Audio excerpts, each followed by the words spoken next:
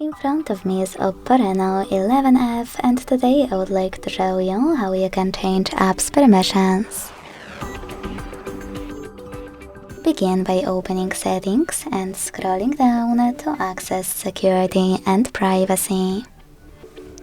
Then scroll down again and click on Privacy section here. Following that, access Permission Manager. Now you need to select one of your device's features that you wish to manage and click on one of your apps. Then tap on one of those options to apply the best one and go back. Allow or don't allow.